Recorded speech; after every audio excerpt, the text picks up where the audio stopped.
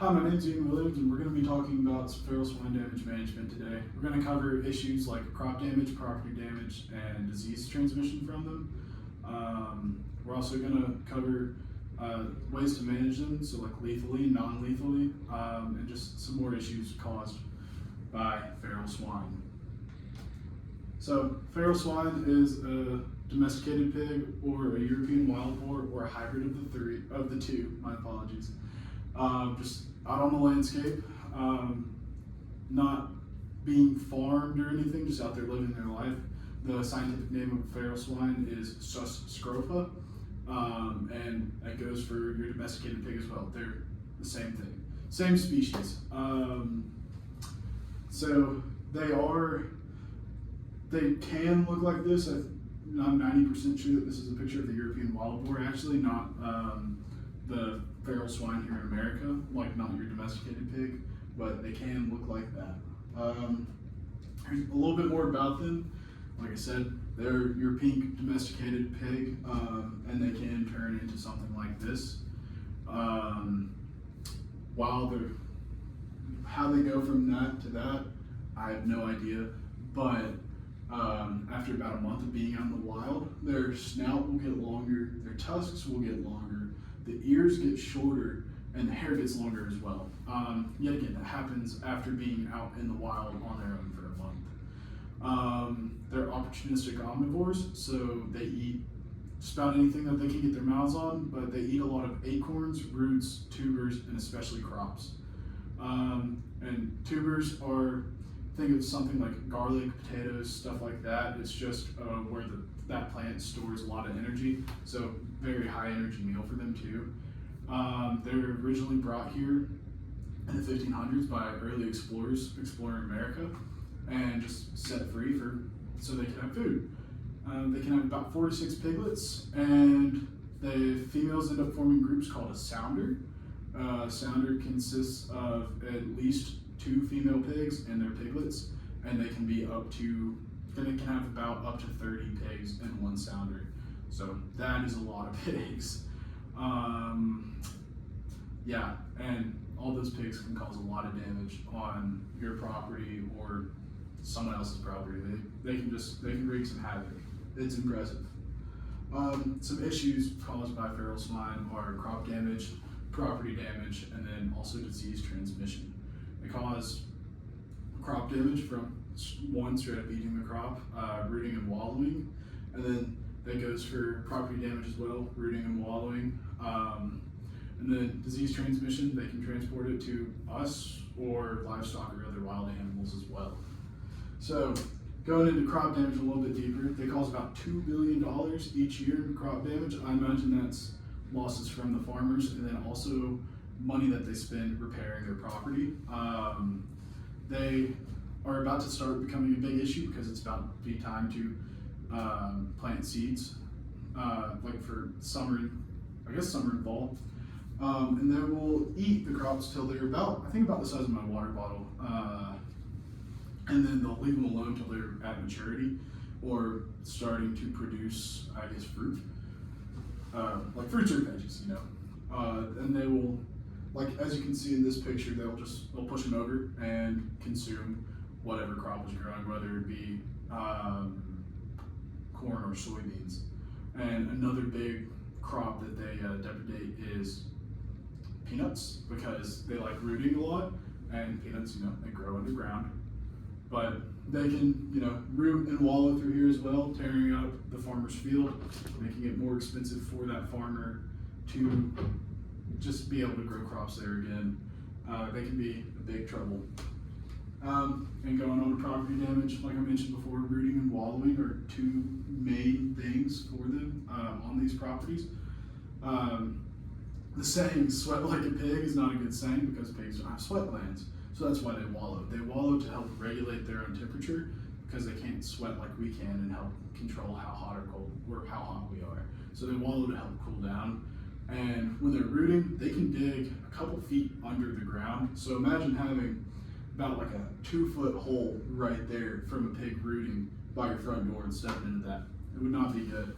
It also doesn't look good. I imagine these property owners are not too happy with the pigs on their property. They can also damage irrigation systems. So imagine having like a French drain running through your yard. With them rooting, they can get down a couple feet under the ground, so they can end up tearing up part of your irrigation system, and that is very expensive in of itself, and not too fun to do and replace. But some diseases, they carry trichinosis and brucellosis are two really big ones. Brucellosis is really bad for livestock and wild animals. Just not a good disease at all.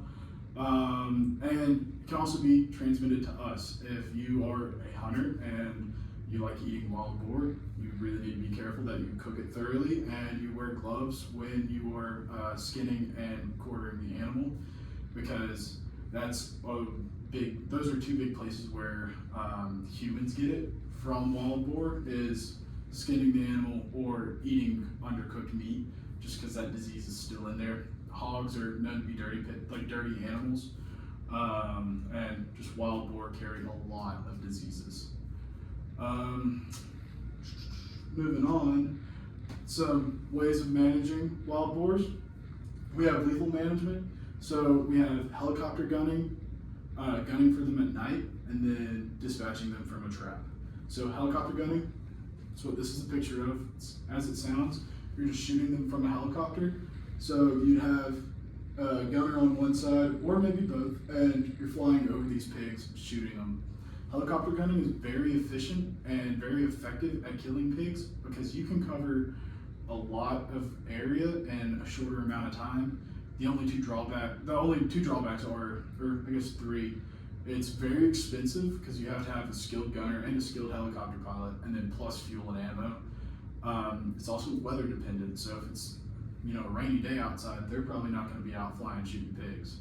And then also, it can depend on the terrain too. If it's like super hilly and super tricky to fly around, because these pilots typically are flying at about treetop level, they might not be able to get in there. But gunning at night, yet again, just as it sounds, you're shooting these pigs maybe in a crop field at night with thermal vision and a high-powered rifle. And it can also be similar to helicopter gunning, just in a car, just sitting waiting for maybe a sounder or two of pigs to come out and then driving after them, or from the other side of the field, just shooting at them and taking out a few. And then dispatching from a trap, yet again, unfortunately, just as it sounds, you're trapping these pigs, and then that's the last place that they'll ever see. You're killing them right there in the trap. I would say the helicopter gunning is probably the most effective way at dispatching the pigs. Just very quick, very efficient. It's just a little bit more expensive. So going a little bit deeper into trapping, we have box traps, cage traps, corral traps, drop traps, and pig breaks.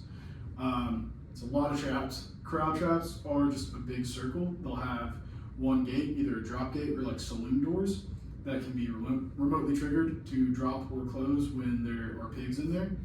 A cage trap / box trap, exactly how it sounds. Like the kind of traps that are about that big that you would trap raccoons in. Imagine that, but maybe at the scale of this table. Something big enough to capture a couple 100-pound pig. The main difference is the door on box traps and cage traps can be used. They don't lock down once an animal's in there. They can keep trapping animals because it'll lift up and then it's angled so the pigs can't go back out. Pig break, that's what these two are a picture of. That one has pigs in it, this one obviously doesn't.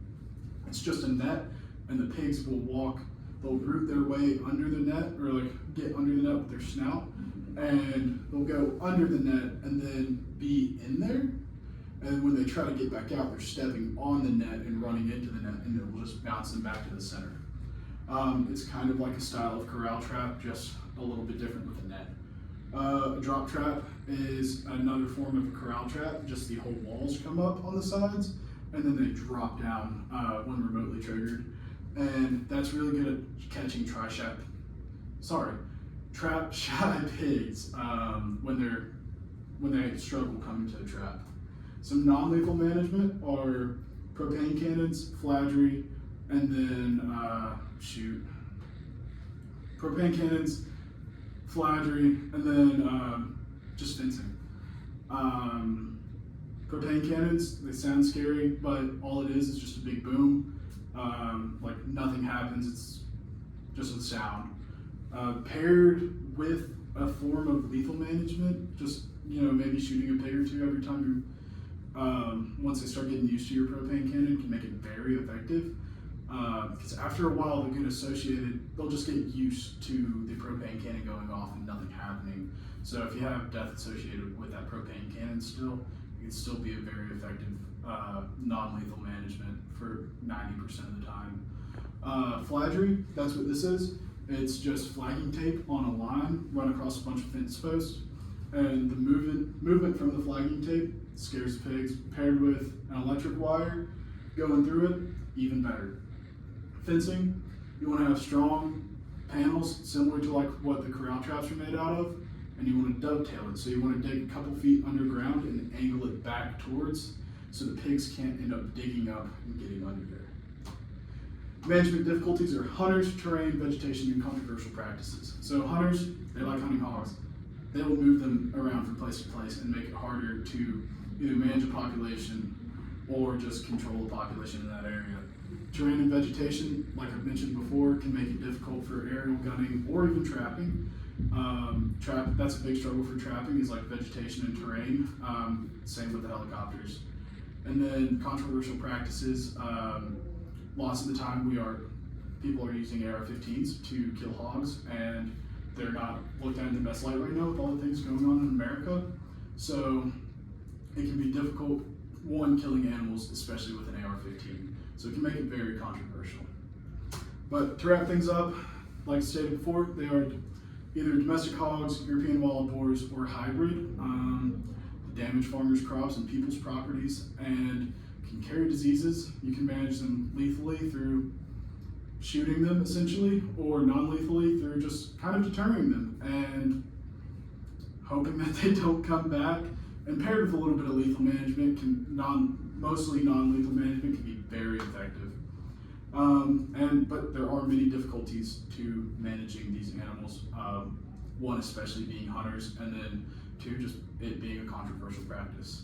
I want to thank you for watching this today. I really appreciate it. This is feral hog damage management.